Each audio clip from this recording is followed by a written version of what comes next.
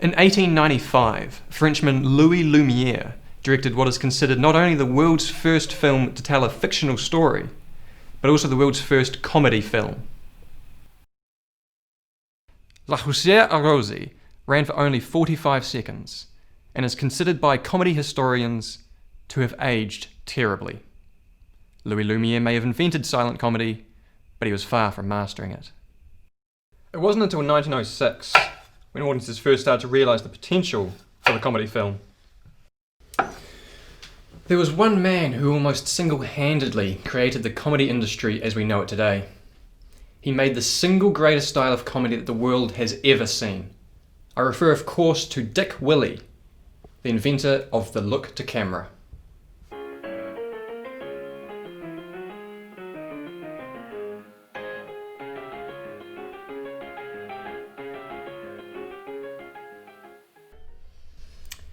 Audiences hadn't seen anything like it before.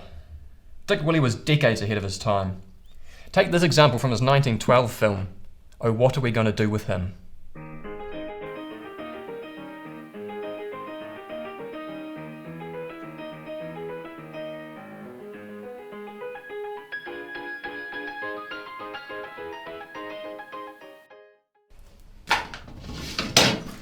It was revolutionary.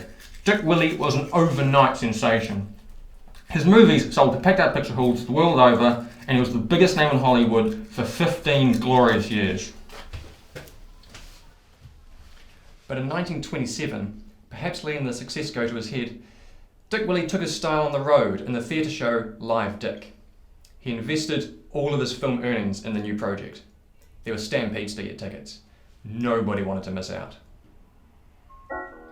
Dick Willy had realised too late the fatal flaw in his plan.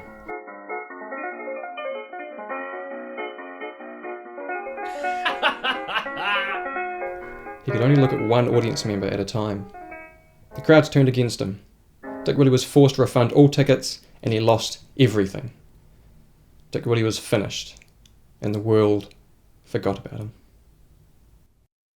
Or almost.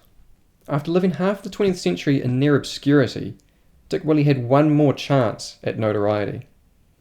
It was during an open mic night in some nameless bar in the middle of Nebraska in 1985 when Dick Willy came across the next big comedy hitter. It was the break he'd long been searching for, and would finally pull American comedy out of its post-camera look slump. Dick Willy had discovered the comedy goldmine that is complaining about air travel. I got in one of these planes the other day. You've heard about them. Well, I went into the air hostess. She insisted on looking at my ticket. She said, well, you're sitting down that way. I said, of course I am. I'm not the bloody pilot. Yeah, got him. They all look like fools to me.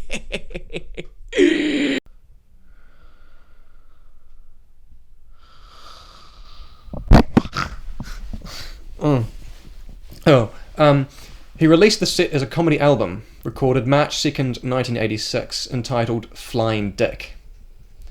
It went on to become the highest-selling comedy album of all time. Unfortunately, Dick Willy passed away before the album's release, and although he bowed out poor in wealth, he was and remains a king who had returned to the top of the comedy world. I'm Monty Brooks. Good night.